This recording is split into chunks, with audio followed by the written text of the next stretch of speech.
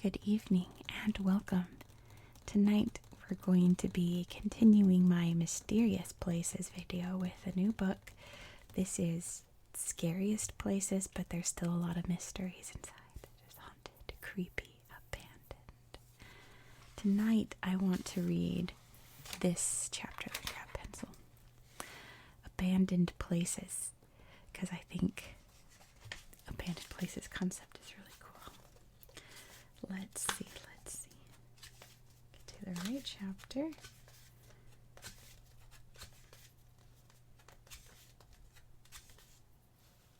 This is it now. Almost there. And there we go. Abandoned places. Shutting out the human population just makes more room for the ghosts in these locales that aren't as empty as they seem.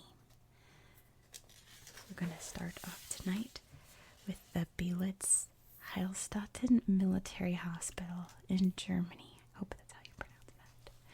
A desolate medical complex is haunted by its Nazi and communist history. Built in 1898 as a sanatorium to treat tuberculosis patients, the Blitzhalstadten complex outside Berlin was converted for military use during World War I when it received a young German soldier wounded in the thigh by a shell blast and temporarily blinded by mustard gas at the Battle of the Somme. We all know who that is. Under the fine care there, Adolf Hitler would recover and go on to be awarded the Iron Cross on his way to infamy, the most famous figure shrouded in evil linked to this German hospital, though certainly not the last. Today, the sprawling 60-building complex outside of Berlin sits abandoned and forlorn, looking every bit as grim as the darkest chapters of its history. It's the very picture of death and despair, which in a strange way has given it new life. Like many other parts of the world, Germany was ravaged by the incurable lung disease tuberculosis in the 19th century, when Kaiser Wilhelm ordered the construction of the 600-bed facility. Heilstätte means sanatorium in German. In the woods, offering patients the only treatments available in the era before antibiotics, rudimentary and often fatal surgery, bed rest, and fresh air. By the early 1900s, the hospital had expanded to 1,200 beds and was surrounded by a village with bakers, butchers, a post office, a restaurant, and its own power station. When World War I broke out, the German Imperial Army converted sections of the sanatorium to a military hospital that would treat more than 1,700 soldiers, including the future Führer. After serving as a tuberculosis treatment center again, the complex was returned to military service during World War II, when thousands more German troops were treated until the Soviet Red Army occupied the region and took over control of Blitzhalstadten in 1945. For the next half a century, the facility treated communist leaders as the largest hospital outside the USSR and continued to do so even after the Berlin Wall fell and the Cold War ended. There we go. A year before German reunification in 1990, a serial killer known as the Beast of Belitz terrorized the area, killing 5 women, including a mother and baby, who were walking through the woods near the hospital where her Russian husband worked. The murderer, Wolfgang Schmidt, who often left pink lingerie draped on his victims' bodies, was captured in 1991 and sentenced to 15 years in prison and detention in a psychiatric hospital. The Soviets finally departed Blitzhalstadten in 1994, turning the hospital over to Berlin officials, who ordered the old communist-themed murals on the hospital walls painted over and tried to keep the facility running. But financial problems forced its closure in 2000. Abandoned, it was engulfed by the forest, vines strangling the brick buildings and wide balconies where the tuberculosis patients once lay on beds in the hopes the sunlight would cure them. Inside the medical wards, the surgical tables and huge overhead lights were covered in rust. The paint peeled off the walls, and litter and debris covered the floors. Vandals sprayed graffiti on the walls, and looters took off with the old medical equipment. Satanists were known to gather, and young people threw all-night parties. Soon, the post-apocalyptic environment drew another crowd: curiosity seekers, artists, and photographers. Hollywood also took interest, using the grounds as a backdrop for Roman Polanski's 2002 film The Pianist and the 2008 Tom Cruise movie Valkyrie. Today it's so popular that covered pathways were built for people to get close, but not too close to the ruins. Next, we have the Kennecott Mine in Alaska. The spirits of men who gave their lives for copper prowl this old ghost town. Sure, I feel like I skipped a page, but I didn't anyway. In the late 1990s, construction workers building government housing in a remote corner of Alaska, 300 miles east of Anchorage, started hearing strange sounds. Then they spotted strange shapes. Suddenly, tools they knew had been fixed to their belts disappeared. It was enough to frighten off even the boldest and bravest public servant, the Anchorage Daily News reported, and the whole project is said to have been cancelled. The bizarre activity took place on the old railroad grade leading to Kennecott, a copper mining town established in the early 1900s. The mineral dug out of the cliffs that had turned green from oxidation was more valuable than gold in those days, turning Kennecott into a boom town overnight. The copper ore was shipped down the mountain by rail for 200 miles to Prince William Sound, where it was carried by ships to smelters in Tacoma, Washington. Financed by J.P. Morgan, the railroad was an engineering marvel, with the tracks having to be constantly adjusted because they were laid right on top of shifting glaciers. Untold numbers of workers died building the railroad, and many believe it was their painful cries and ghostly shenanigans that afflicted the modern-day construction crew. By the 1930s, after generating as much as $300 million worth of copper, the ore ran out and Kennecott quickly turned into a ghost town. The old red-painted wooden buildings, including a bunkhouse and hospital, may be battered but still remain standing, and Kennecott now draws hikers and tourists as a historic site operated by the National Park Service. Some visitors claim to have seen tombstones on their way into the town, but the grave markers appear to have vanished when they pass by again on the way out. Next, we have Garnet in Montana. Specters seem to only come out in the cold in this deserted mining town. There we go. Although this Montana town was named after the semi-precious ruby stone first mined in the area, the real riches came from gold. A strike in the 1890s turned a ragtag mining camp into a booming town of 1,000 residents with 4 hotels, 2 barber shops, a mercantile shop, a butcher, and 13 saloons. Like many prosperous mining communities, Garnet had its share of gambling and prostitution, but for the most part kept the vices in check, or at least away from the respectable folk, who held picnics, dances, and fishing trips. The jail held mostly men who needed to sleep off a night of heavy drinking. After about 20 years, the gold dwindled.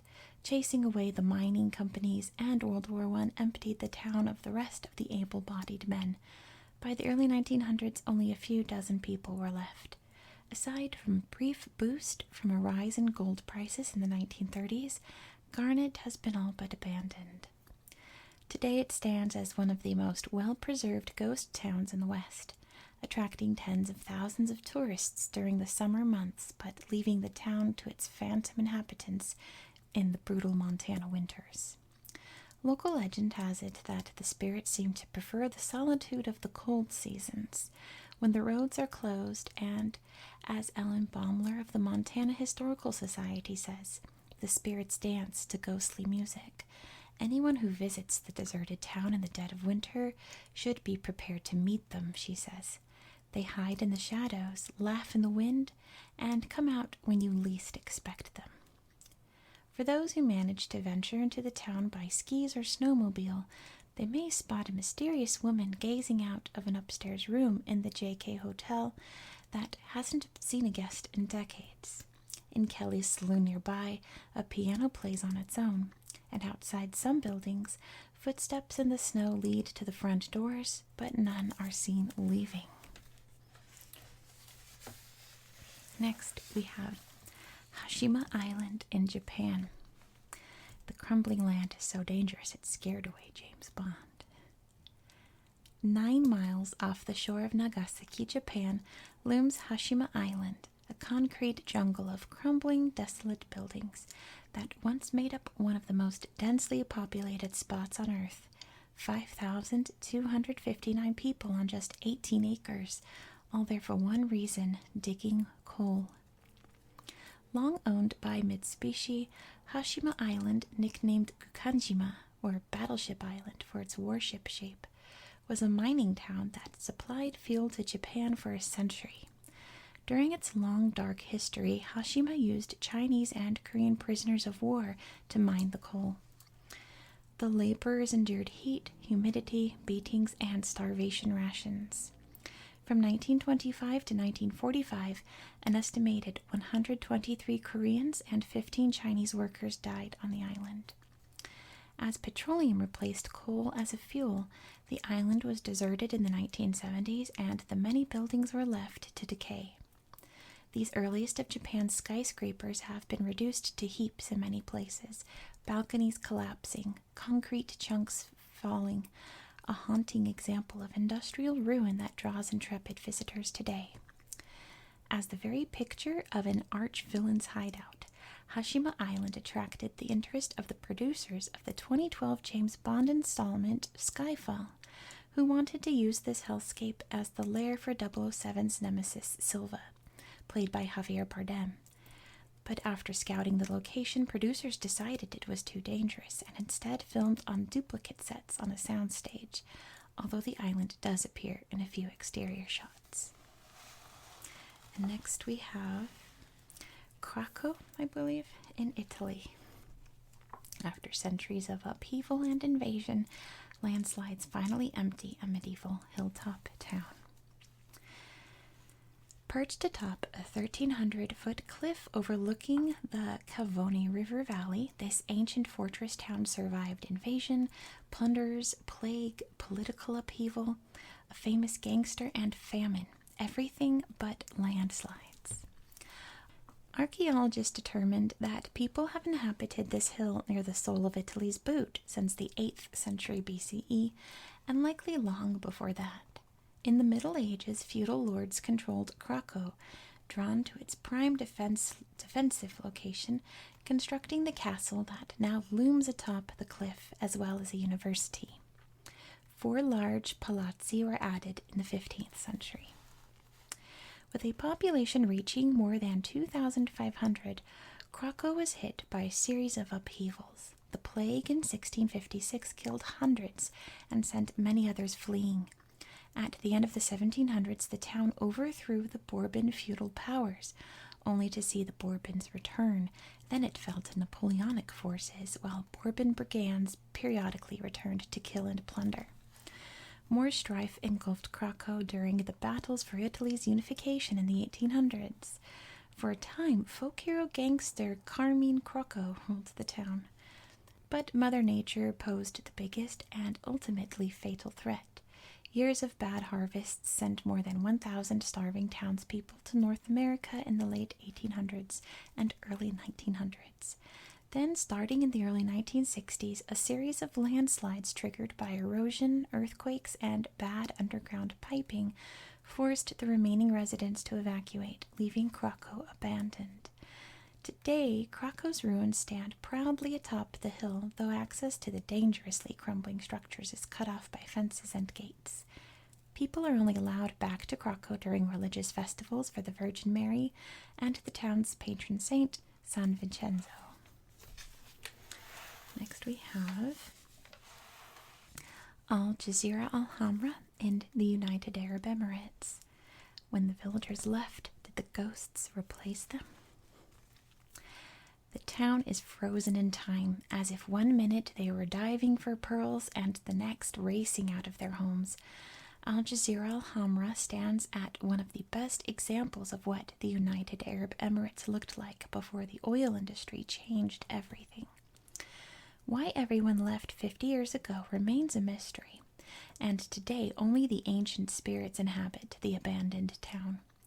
Located on the Persian Gulf 145 miles north of the capital city of Abu Dhabi, Al Jazeera al-Hamra, or the Red Island, was a maritime community with a population of more than 2,000 people living in housing complexes built from coral and beach stones, with roofs of woven date palms. Since the early 1800s, pearl fishing drove the local economy. The town had a fleet of about 24 pearl diving boats, and trading thrived. Then, in the late 1960s, hundreds of families packed up their belongings and left, while many other small, old villages were also abandoned as a steady flow of oil money modernized the Gulf states. Al Jazeera al-Hamra escaped redevelopment and the wrecking ball. The town has remained virtually untouched. As archaeologist Christian Velde told Al Jazeera, it is an interesting reflection of how all of these towns and now cities in the UAE and beyond once looked. Debate swirls around why the town was deserted. Some say villagers sought better lives with new homes and modern public works in Abu Dhabi after the UAE was created in 1971. Others suggest it was caused by a dispute, the causes of which have been lost to history, between the town's majority Al-Zab tribe and nearby rulers. Today the town is described as a ghost city, haunted by spirits called jinn lurking in the ruins, making strange noises at night. The setting is so spooky that horror movies have been shot in the old town. But preservationists scoff at the ghost stories, saying the site should be preserved as a living museum to the Gulf region's history. And next we have Six Flags New Orleans in Louisiana. Hurricane waters inundated the amusement park, which has never reopened. Is there any place sadder than an abandoned amusement park? When Hurricane Katrina hit New Orleans in 2005, Six Flags Park was submerged up under 7 feet of water, which toppled concession stands, sent mud pouring into food stalls, and wrecked the machinery of 80% of the rides. When water finally receded after a month, this former fun zone, locally known by its original name of Jazzland when it opened in 2000, had become a hellscape of broken windows, rusted railings, soiled clowns, and cracked Mardi Gras figures. Only a Batman-themed roller coaster survived, thanks to it being built on an elevated platform. Locks soon went up on the gates in a failed effort to keep out pesky vandals and curious onlookers. Graffiti now covers every surface. Even the bumper cars are tagged. And there the park has sat for more than 15 years as the city grapples with what to do with it. With the surviving roller coaster shipped to another park, officials have considered resurrecting Six Flags as another theme park, though nothing has come of it. Some have suggested building an outlet mall on the 160-acre site. That, too, hasn't happened. Just tearing everything down and selling it for scrap has proved to be prohibitively expensive. For now, the only people interested in the park are Hollywood producers who have used it as a backdrop for Dawn of the Planet of the Apes and Killer Joe. But the city keeps seeking a solution. In December 2020, New Orleans put out bids for a developer in what was hoped to be a final push. 4 months later, a group including retired Saints quarterback Drew Brees was among 3 contenders who'd submitted proposals for the site. Next we have St. Elizabeth's Hospital in Washington, D.C. After thousands of lobotomies were performed within the walls, the mental institution was shut down. It looks like a set from a horror movie. Hypodermic needles and slides smeared with brain tissue litter the autopsy lab. In the surgical ward, a blood-stained operating table is covered in rust. Paint peels from the walls and debris litters the floor. My poor cat's trying to roll over in my lap. welcome to the birthplace of lobotomy. In Blackburn Lab, neuropathologist Walter Freeman lobotomized some 3,500 patients in the 1950s and 1960s, including John F. Kennedy's sister Rosemary. Over one 12-day period, he operated on 228 people, charging $20 apiece. Opened in 1855 as government hospital for the insane, St. Elizabeth's Hospital in the U.S. Capitol once was one of the leading institutions for the treatment of mental illness, its reputation for science and innovation clouded by dark episodes from its history. In the 1940s, the Office of Strategic Services, the CIA's forerunner, partnered with the hospital on experiments with truth serum to get prisoners of war to talk. After trying various drugs, researchers settled on marijuana. After smoking THC-laced cigarettes, the subjects' thoughts flow with considerable freedom, a report found, and conversation became animated and accelerated. But in the end, the plan was deemed probably not adaptable for mass interrogation. The hospital cared for one presidential assassin and two would-be presidential murderers. Charles J. Guiteau, after he killed James Garfield in 1881, Richard Lawrence, who attempted to kill Andrew Jackson in 1835, and John Hinckley Jr., who shot Ronald Reagan in 1981. But St. Elizabeth's was best known for Dr. Freeman's lobotomies until the practice fell out of favor with the advent of antipsychotic drugs.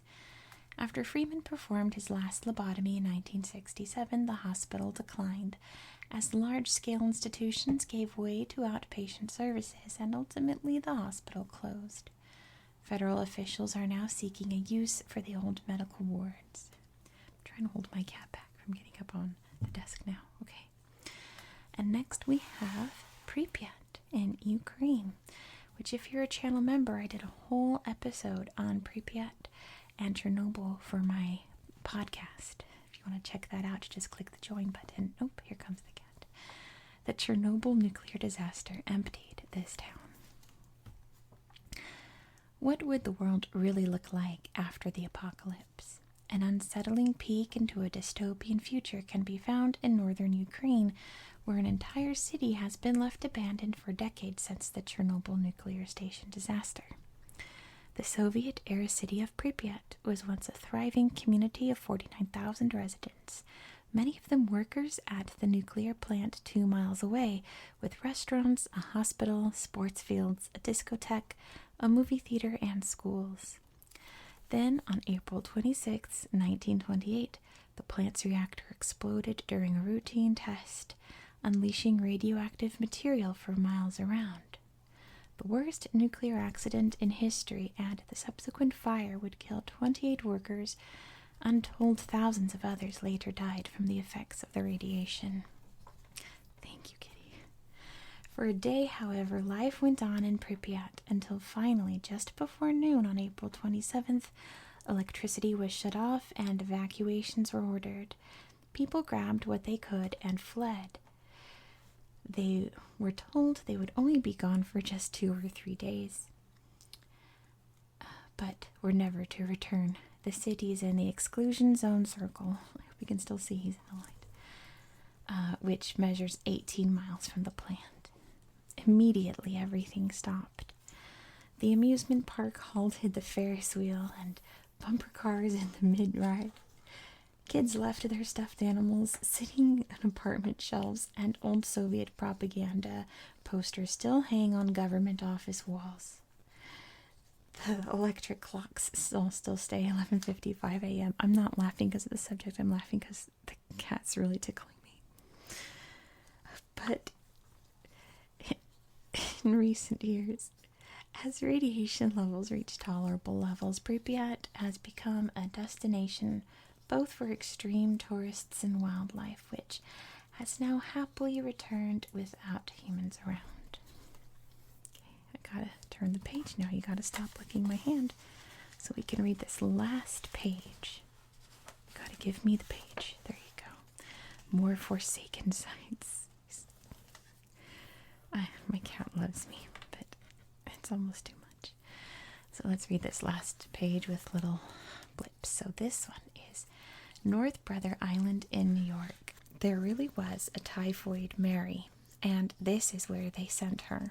America's first documented carrier of the typhoid fever bacteria, Mary Mallon was linked to dozens of cases in the early 1900s and spent her life under quarantine at Riverside Hospital on this East River Island between the Bronx and Rikers Island, until her death in 1938. After closing in 1963, the hospital fell into disrepair while the island was placed off limits to visitors. Next is Ross Island in India. Prisoners captured during the Indian Mutiny of 1857 were sent to this British penal colony on a remote island in the Bay of Bengal, where they suffered brutality, disease, and death. Occupied by the Japanese during World War II, the colony was later abandoned, and all the structures, from the hospital to the pool used by staff, are crumbling and being swallowed up by nature. Here we have Crookham Court Manor School in the UK.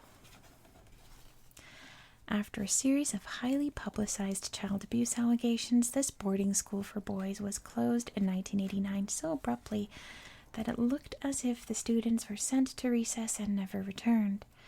A deep layer of dust has settled on the shuttered classrooms, littered with unfinished homework, and on the books in the fully stocked library of this 19th century building.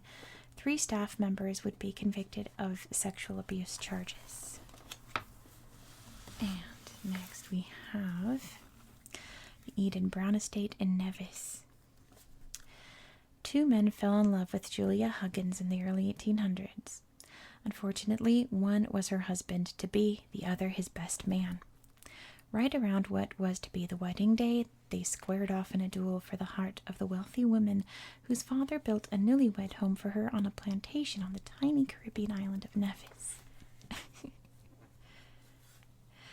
The outcome of the duel is clouded by history, but clearly it ended poorly for Julia, whose spirit now haunts the plantation ruins. He's going to sleep on the book, he says. Let's see if we can navigate around the sleepy cat.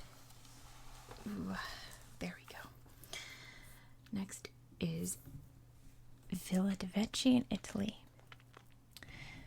Built in the 1850s in the forest near Lake Como as the dream house for Count Felix de Vecchi, this posh villa with fresco-covered walls and the latest in indoor plumbing brought nothing but nightmares.